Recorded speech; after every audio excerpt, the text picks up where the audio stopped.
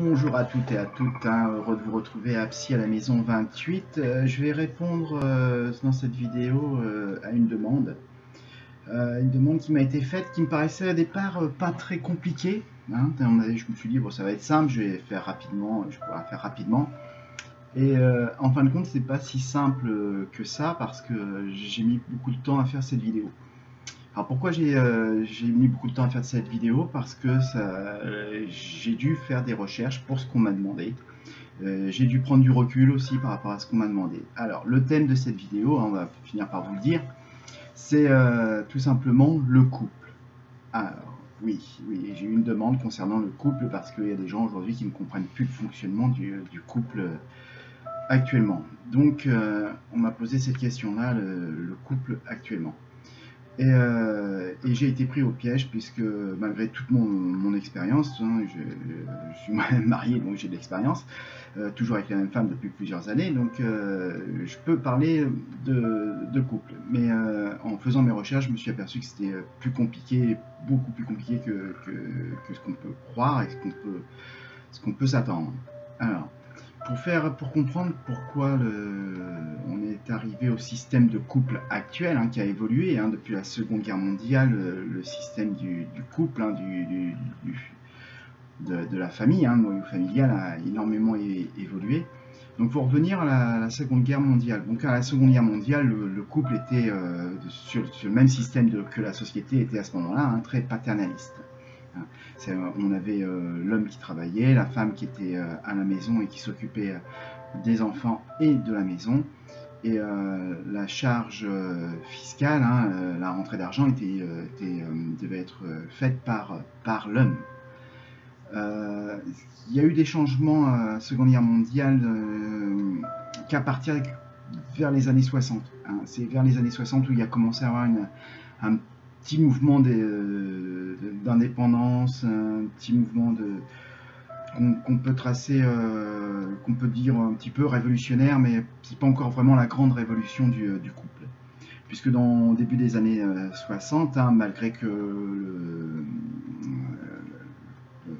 le divorce, les séparations soient entendues, que ça ne fasse plus je dis bien trop de problèmes, le schéma est encore assez paternel. Je dis bien paternel parce que en fait c'est l'image du père dans le couple qui est dominant. Et on va voir après que ça va beaucoup changer. Ces 70 dernières années, ça a beaucoup changé. Donc après nous avons eu l'événement de 1968 avec les jeunes qui voulaient plus de liberté, plus de droits en général. Le droit de s'habiller comme on veut, le droit d'avorter, le droit à la contraception, le droit de choisir aussi son conjoint ou sa conjointe. Alors, c'est surtout à partir des débuts des années 70 qu'on verra cet élément vraiment incrusté dans la société, et il paraîtra par exemple dans les années 70 complètement anodin de ne pas épouser quelqu'un qu'on aime, mais épouser quelqu'un par schéma familial ou pour des raisons financières ou d'héritage. On voulait transmettre l'héritage, on ne voulait pas que l'héritage, qu'on choisissait un conjoint à sa femme, avant c'était comme ça. Donc dans les années 70, ce schéma-là paraît complètement hallucinant, complètement dépassé. Donc les femmes peuvent prendre le conjoint qu'elles aiment, comme les hommes. Les hommes ne sont plus obligés de se marier avec une fille qu'ils n'aimaient pas ou quoi que ce soit, parce que ça arrivait aussi, c'était dans les deux sens. Le mariage qu'on dit le mariage préparé n'existe plus. C'est vraiment les personnes qui choisissent avec qui ils veulent vivre, et c'est déjà un grand pas du modernisme. Autre chose qu'il y a eu, c'est l'émancipation des femmes, des années 70 jusqu'à nos jours, qui n'a pas cessé de grandir. Alors les femmes ont voulu travailler, ce qui est très bien, je comprends, ça a même été une aide dans les années 60, 70, d'avoir un deuxième salaire, ça apportait du beurre aux épinards, c'était très bien, et puis ça faisait partie de l'émancipation des femmes. Donc on va pas revenir dessus, je ne juge pas, je comprends.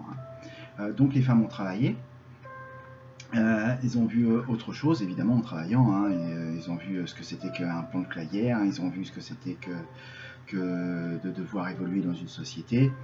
Et elles ont dû en même temps continuer à s'occuper de la maison, ce qu'il faut le dire, hein, quand les femmes se sont mises à travailler, ils n'ont pas abandonné pour autant la maison, et les tâches ménagères, les choses comme ça, leur revenaient toujours. Ce qui explique qu'actuellement, vu la façon de travailler et ce qu'on demande aux gens au niveau du travail, il est de plus en plus difficile à des femmes de concilier les deux. Mais on fera ça, je l'avais abordé dans le burn-out, hein, burn-out familial, hein, qui est maintenant reconnu. On pourra en refaire une autre vidéo, j'en avais parlé un peu dans la vidéo du burn-out, mais on pourra en reparler. Hein, c'est quelque chose aussi d'intéressant. Donc émancipation des femmes, émancipation de la société, besoin culturel, social, donc on est arrivé à un schéma complètement différent 70 ans plus tard. Hein. Je résume, hein, je fais vite. Donc actuellement, si on résume, c'est que les femmes ont le droit de travailler, elles ont le droit d'épouser qui elles veulent, elles ont le droit à tout ce que les hommes ont, ils ont même droit au métier masculin maintenant, hein, et, peu de catégories professionnelles sont encore fermées aux femmes. Donc vous voyez, en 70 ans, il y a eu une énorme évolution au niveau des femmes. Et cela s'est traduit aussi dans le couple. Alors les femmes n'ont plus voulu être simplement la femme du couple. Les femmes veulent des responsabilités aussi dans le couple. Elles veulent aussi avoir du temps libre, elles veulent travailler, s'assumer, elles veulent pouvoir élever leur enfant comme elles le souhaitent.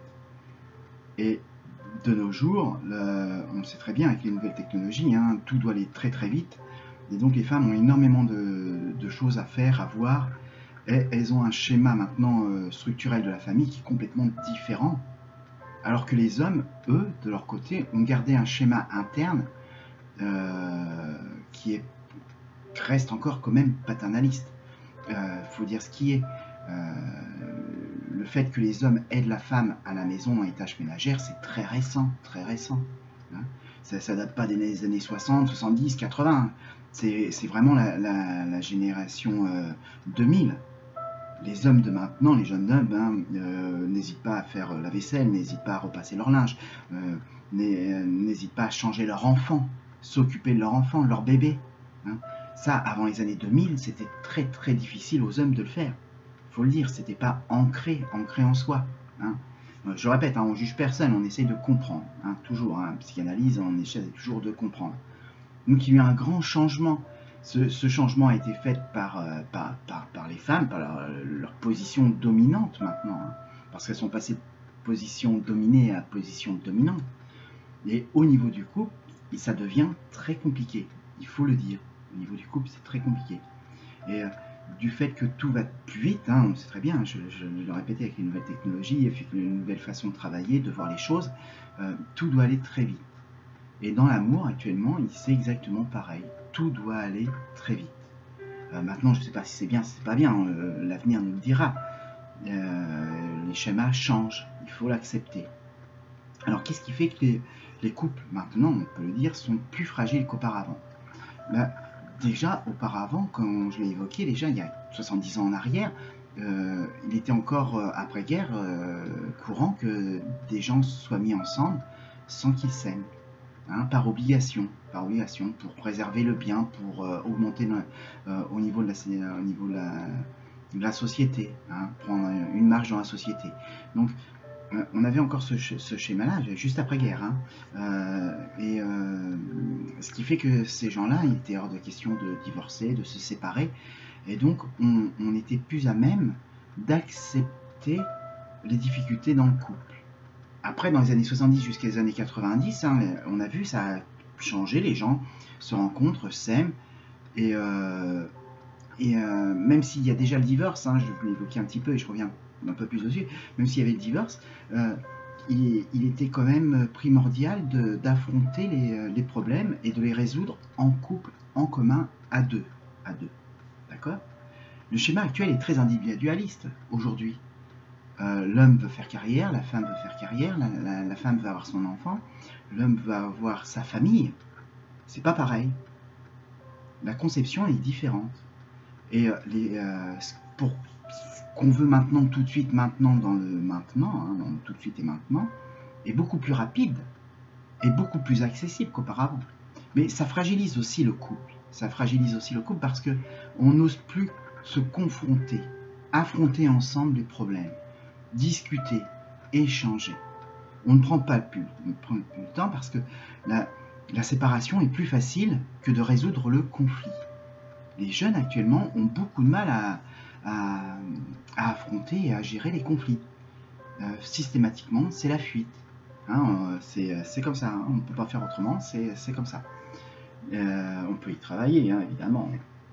Mais c'est un état de fait. Et pourquoi les jeunes se mettent ensemble et se séparent aussi vite? C'est à cause de ça. C'est parce que on ne veut plus, les jeunes ne sont plus en état, c'est pas qu'ils ne veulent plus, c'est qu'ils ne sont plus en état de prendre le recul et de se dire on a un problème dans notre couple, on va l'affronter à deux. Maintenant, il est tellement plus facile de dire je prends ma valise, t'es pas content, t'es pas contente, je prends ma valise, je m'en vais et je n'affronte pas le problème. Et donc, les couples ne restent plus longtemps ensemble. C'est une des principes. Hein. En même temps que l'évolution sexuelle a explosé, hein, il faut dire aussi, hein, il est très facile de faire tout ce qu'on veut maintenant, et ben, les jeunes se blasent très vite aussi. Et dans le couple, c'est pareil. La lassitude s'instaure très très vite. Et le moindre changement peut amener un peu d'adrénaline, et donc, on part. On part parce que rien ne rattache plus personne à rien. Hein, il faut dire, si demain ça va pas, je prends mes valises, je m'en vais, c'est facile, c'est pas plus compliqué que ça. On peut divorcer rapidement, hein, et tout est fait pour qu'on divorce de plus en plus rapidement. Hein. On voit bien, même si les tribunaux sont engorgés, on essaie de trouver des solutions pour que les gens puissent se séparer plus facilement. Mais on ne cherche pas de solution pour que les gens puissent rester plus longtemps ensemble et puissent affronter les problèmes de la vie. Parce que c'est ça en fait, hein, le souci. C'est que quand on fuit, on n'affronte pas les problèmes de la vie et le couple il se fragilise. Que quand on affronte à deux des situations difficiles dans un couple, et ben le couple il se consolidifie, hein, il se consolide. Donc voilà. J'espère que j'ai répondu à ta question, Julien. Je ferai peut-être une autre vidéo s'il y avait besoin. Et dis-toi bien que la fragilité des couples actuellement, hein, c'est dans l'ordre des choses. Et qu'il faut, je dirais pas qu'il faut faire avec, mais il faut faire un gros effort de communication pour pouvoir comprendre l'autre et prendre le temps de comprendre l'autre. Et ne pas laisser partir les gens. Hein, on peut le dire. On dit, c'est bien, ça va plus, tu as envie de partir, mais on peut peut-être aborder le problème, en parler, en discuter, voir ensemble, et travailler ensemble. Hein. C'est pas toujours l'un plus que l'autre, c'est toujours les deux. Voilà, je vous remercie. La prochaine vidéo traitera, hein, de nouveau de concepts psychanalytiques. Hein, je suis en train d'y travailler. Là, c'était une petite aparté suite à une demande qui n'était pas évidente. Hein, j'espère que j'ai répondu comme j'ai pu le plus simplement possible. Hein, c'est le but de ces vidéos, répondre le plus simplement possible. Je vous remercie. À bientôt.